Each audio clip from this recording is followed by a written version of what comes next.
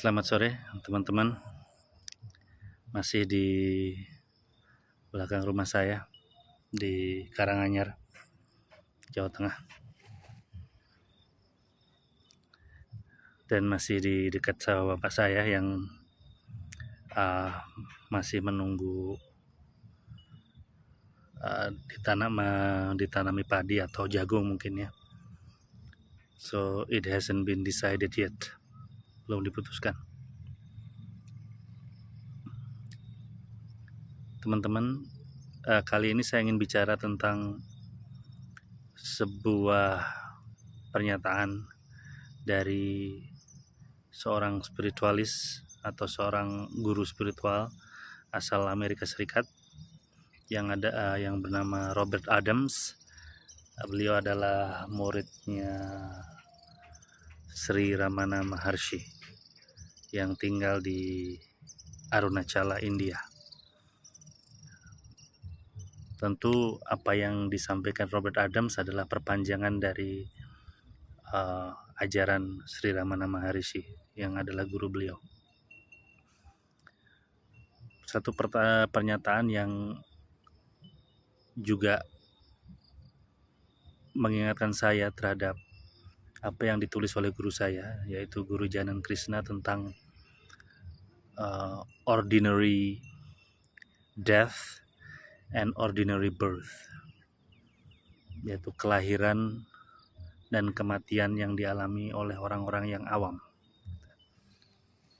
Jadi kita sudah sering melihat kelahiran dan kematian, atau kalaupun tidak melihat, mendengar kabar orang lahir. Biasanya kalau ini menariknya, kalau kematian kita tahu kematian siapa, kematian Fulan bin Fulan misalnya. Tapi kalau kelahiran tidak ada namanya. Jadi kita memang baru memperoleh nama itu setelah kita lahir. Jadi sebelum kita lahir kita belum punya nama. Ketika lahir ke dunia ini kita dikasih nama, dan ketika mati nama itulah yang mati. Misalnya nanti saya Rahmat mati, Rahmatlah yang mati. Tapi ketika lahir tidak dikatakan Rahmat lahir, tidak. Sesuatu lahir baru dikasih nama Rahmat. Dan kemudian ketika nanti yang disebut Rahmat itu mati, Rahmatlah yang mati. Pernyataan dari Robert Adams ini menarik, bahwa kalau dalam bahasa Inggris saya akan coba merestate, jadi menyatakan ulang. Jadi if you die ordinarily, jadi kalau kamu meninggal dengan masih dalam keadaan, dalam tingkat kesadaran orang-orang awam, di mana kamu tidak menempuh spiritualitas, maka di kehidupan berikutnya kamu akan mengalami kebalikan dari apa yang kamu alami saat ini. Kamu seumur hidup kaya misalnya, seumur hidup kaya raya, bergelimang harta, nyaman, hidup nyaman, dan tinggal di lingkungan yang secure, yang aman. Tapi kemudian karena itulah kamu terlena dan tidak pernah menyelami diri, tidak pernah berusaha menemukan inti kehidupan yang sebenarnya mewujud dalam hidupmu itu, maka kamu akan mengalami kebalikan dari apa yang kamu alami semasa hidupmu yang sebelumnya. Jadi sebagian besar orang miskin yang kita temui, yang bahkan untuk makan saja sulit, yang mereka harus bekerja keras sampai ibaratnya kaki dijadikan kepala, kepala jadi kaki. Mereka dulunya di kehidupan yang lalu adalah orang-orang kaya yang tidak pernah menyelami spiritualitas, tidak pernah mencoba melakukan perjalanan ke dalam diri, meneliti siapakah diri ini yang mewujud dalam hidup ini, sehingga hidupnya ya karena karma dia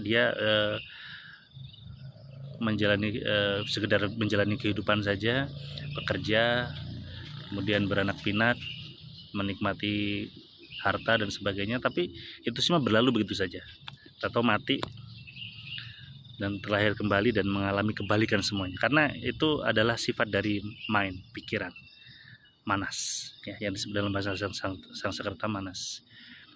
Dan sebagian besar manusia memang tingkatannya adalah masih pada tingkatan manas, belum budi. Manas itu disebut mind, jadi akumulasi pikiran dan perasaan yang kita kumpulkan selama banyak masa kehidupannya, yang berasal dari impresi, kesan kita terhadap seluruh pengalaman hidup yang kita kumpulkan. Manas ini ada kutub-kutubnya, ada kebalikannya. Ada suka, duka, ada kaya, miskin, siang, malam, lelaki, perempuan, baik, buruk, tinggi, rendah, dan sebagainya. Kalau kita menjalani segalanya tanpa kesadaran, mengalami kekayaan tanpa kesadaran, maka main itu mau tidak mau akan membawa kita kepada kemiskinan, karena kita harus mengalami keduanya. Jadi beruntunglah kita yang mengalami hidup yang biasa-biasa saja, yang membuat kita selalu harus berpikir. Saya misalnya yang kemarin baru aja dapat kerjaan, kadang-kadang nggak punya pekerjaan, kadang ada duit, kadang nggak punya duit, itu justru kalau di jalan berfungsi seperti speed bump. Jadi selalu jalan itu selalu tidak pernah mulus, bergelombang, yang membuat kita selalu sadar, nggak ngantuk gitu ya. Kalau perjalanan itu mulus banget, membuat kita ngantuk, kita tidur, dan bangun-bangun kita berada di jalan yang kebalikannya dari mulus, jalannya jelek sekali, yang membuat kita menderita sepanjang hidup, kebalikan. Dan justru ketika orang itu dihadapkan pada kesengsaraan, penderitaan, mulailah dia berpikir gitu ya. Sehingga kehidupan manusiawi yang ideal adalah kehidupan yang membawa kita kepada pengalaman-pengalaman yang membuat kita selalu merenung, mempertanyakan eksistensi kehidupan kita, membuat kita memasuki inti dari pengalaman itu, yaitu apa yang orang beragama menyebutnya Tuhan. Ini saya pakai seragam dari tempat kerja saya yang dulu, yaitu IF. Jadi saya dulu pernah bekerja di English First. Saya tidak mencoba iklan, karena saya juga mengalami pengalaman yang kurang menyenangkan di sana gitu, dengan rekan kerja yang membuat saya harus keluar dan sebagainya.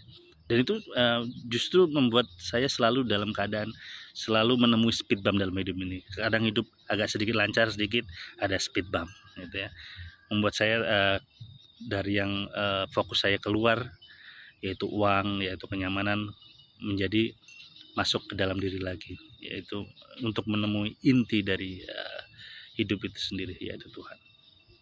Ini juga peringatan sebenarnya bagi orang-orang yang kehidupannya aman, nyaman, terus hati-hati. Jangan meremehkan spiritualitas, jangan meremehkan orang yang bermeditasi, karena orang yang bermeditasi, orang yang menempuh spiritualitas, orang yang berdoa, orang yang bertafakur, itu dia sudah mengalami positif dan negatif dalam hidup ini, sehingga dia tidak perlu mengalami lagi kebalikan. Kebalikan kan sesuatu yang ekstrim ya. Kalau udah dingin sekali kita mengalami, maka kita perlu mengalami yang sangat panas. Yang sudah bermeditasi tidak perlu mengalami itu.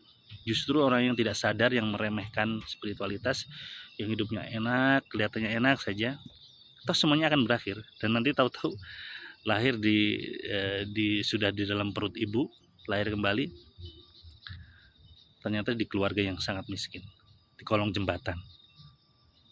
Jadi teman-teman, kalau Anda lihat kehidupan, ya tetap kita kalau menemukan orang yang miskin, kita bantu, tetap kita bantu, tapi perlu kita tekankan dalam diri bahwa kalau kita hanya mengalami satu jenis pengalaman saja dalam hidup tanpa kesadaran, maka dan kita mati masih tidak merenungi itu semua, belum menemukan Tuhan, belum bermeditasi, maka kita akan secara tidak sadar juga masuk ke dalam kehidupan berikutnya untuk mengalami kebalikan. Dan untuk menghindari kebalikan ini, meditasi. Karena meditasi, tafakur atau berdoa atau merenung itu adalah kita sudah mengalami keduanya dalam hidup ini. Kadang senang, kadang susah, kadang banyak duit, kadang 2000 pun nggak ada buat bayar parkir, sehingga kita tetap anchored, tetap terjangkar dalam kesadaran ketuhanan bahwa sebenarnya sama semuanya, panas, dingin, tinggi, rendah, itu adalah pengalaman-pengalaman yang berlalu di dalam Tuhan yang mewujud dalam hidup kita. Demikian teman-teman yang bisa saya bagi kali ini. Semua diberi kesempatan lagi untuk berbagi di waktu yang akan datang. Selamat sore, selamat berbahagia.